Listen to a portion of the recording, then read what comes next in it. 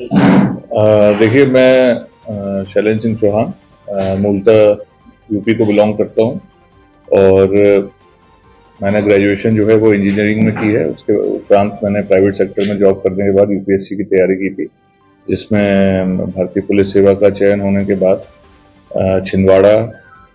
और उज्जैन, दतिया, शाजापुर, खरगोन, भोपाल नॉर्थ, भिंड, मुरैना और उसके बाद ग्वालियर में एज कमांडेंट में अभी वर्तमान में पदस्थ था, जहां से अभी हाल में ही स्थानांतरित होकर यहाँ पे आज मैंने रीवा में पुलिस अधीक्षक का पदभार ग्रहण किया है। सर, रीवा के बारे में क्या कानून व्यवस्था के लिए क्या करना चाहते हैं? देखिए, जो मेन फोकस है वो बेसिकली जो पुलिस की अपनी सबसे बेसिक पुलिसिंग होती है उस पे रहेगा कि जिसमें जो थाने हैं उनके जो प्रॉपर बीट वाले होते हैं, पुलिस का पूरा वर्क जो है वो इंफॉर्मेशन पे होता है और उसके लिए जो पुलिस के बेसिक जो बीट सिस्टम होता है कि जिसमें लोग अपने एरिया को पूरी तरह से समझते हैं और वहाँ पे होने वाले लोगों के मूवमेंट्स और उनकी कार्रवाइयों पे सतत निगाह रखते हैं, नज़र रखते हैं और वहाँ पे लोगों के साथ और वहाँ पे सभी से अपना एक नेटवर्क डेवलप करके उसके आधार पे वहाँ पे ये कोशिश करते हैं कि किसी प्रकार का कोई अपराध पहले तो घटित ना हो और यदि घटित होता है तो उसको तत्काल उसका पता लगाया जाकर जो भी अपराधी हैं उनको शीघ्र से शीघ्र पकड़ा जाए। सबसे बड़ी समस्या यातायात की। देखिए, यातायात की जो आप समस्या बता रहे हैं, तो अभी जैसे मैंने यहाँ पदभार ग्रहण किया है, एक बार पूरा यहाँ का जो रूट्स हैं, मेन रोड्स हैं, उसके अलावा जो उनकी कंट्रीब्यूटिंग रोड्स हैं जहाँ से ट्रैफिक आते हैं, छोटी गलियां हैं या बड़े रोड्स हैं, तो एक बार पूरा उसका ट्रैफिक का फ्लो समझने के बाद और कहाँ पे क्या बॉटलनेक्स हैं, कहाँ पे ट्रैफिक का जाम लग रहा है या कहाँ व्यवस्था खराब हो रही है, उसको देखते हुए किस प्रकार से उसको ठीक किया जा सकता है। और उसमें साथ ही साथ कई बार ऐसा होता है कि जो प्रशासनिक स्तर से भी कुछ उसमें चेंज करने का रहता है, तो वो हम संबंधित विभाग से भी उसके साथ सामंजस्य स्थापित करके प्रयास करेंगे कि व्यवस्था जो है वो बेहतर से बेहतर स्थापित। महिला अपराध भी यहाँ ज्यादा से ज्यादा आते हैं जी, जैसे महिला अपराध है या जो हमारा नाबालिग बच्चे बच्चियों से संबंधित अपराध होते हैं या फिर जो हमारे SC/ST से रिलेटेड क्राइम जो होते हैं, ये सभी हमारे उसमें रहेंगे प्रायोरिटी में और हम प्रयास करेंगे कि आप सभी लोगों के साथ और आपके माध्यम से जो यहाँ की जनता है उनको भी हम लोग अपने साथ इसमें इन्वॉल्व करना चाहेंगे, क्योंकि बहुत से अपराध ऐसे हैं कि जो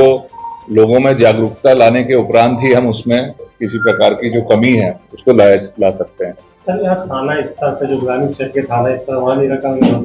अधिकारियों के कार्यालय में काफी भीड़ होती है, तो इसको कैसे सुधार करेंगे कि वही स्तर से वहाँ काम हो जाए उनका? देखिए, प्रयास करेंगे कि जो हमारे थाने हैं, थाना बेसिकली हमारी सबसे मेन यूनिट है पूरे पुलिस सिस्टम की और हमारा फोकस जो मैंने आपको बताया बेसिक पुलिसिंग के माध्यम से यही रहेगा कि थानों में जो भी फरियादी आते हैं और जिनकी भी ऐसी शिकायतें हैं कि जो थाना स्तर पर जिसको एड्रेस किया जा सकता है और जो होनी चाहिए, तो उसमें भी हमारा फोकस रहेगा कि वो वहीं के वहीं उसका निराकरण हो जाए। यदि उसके उपरांत सारी प्रक्रिया करने के बाद यदि फरियादी संतुष्ट नहीं होता है और वरिष्ठ कार्यालय आता है तो अलग बात है, बट यदि उसकी कोई कार्यवाही ऐसी थी जो अपेक्षित थी और जो थाने पर संभावित थी और यदि नहीं हुई है तो फिर उसमें प्रॉपर जांच करके कार्रवाई की जाएगी कि ये इसका यहाँ पे आना किस वजह से हुआ है। मेडिकल नशा काफी चैलेंज है पुलिस के लिए, क्योंकि नाबालिग भी इन्वॉल्व रहते हैं, महिलाएं भी इन्वॉल्व रहती हैं, उसको कैसे? देखिए, बिल्कुल आपने जो नशे के बारे में समस्या बताई है, नशा न केवल अपने आप में एक समस्या है बल्कि अन्य कई समस्याओं की भी जड़ है और बहुत सी जगहों पे हम लोगों ने देखा है कि जो नशा करने वाले होते हैं फिर वो नशे के अपने उसके प्रबंध के लिए या उसके नशे के उसमें असर में वो कई बार कई अन्य अपराधों को भी अंजाम देते हैं।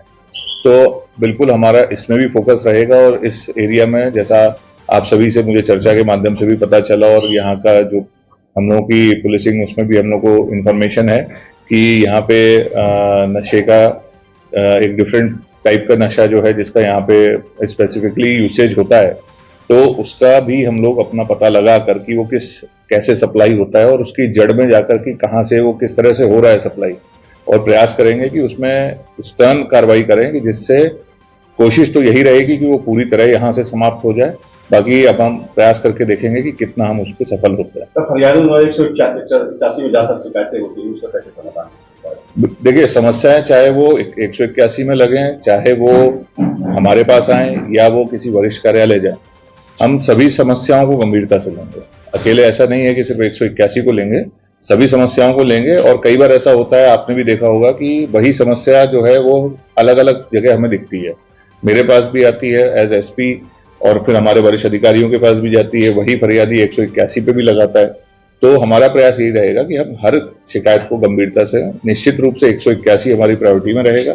बट ये रहेगा कि जितना जल्दी हम जिस समस्या को एड्रेस करें और कोशिश करें कि वो पहले ही स्तर पर निराकृत हो जाए, जिससे फरियादी को 181 में ना लगाना पड़े।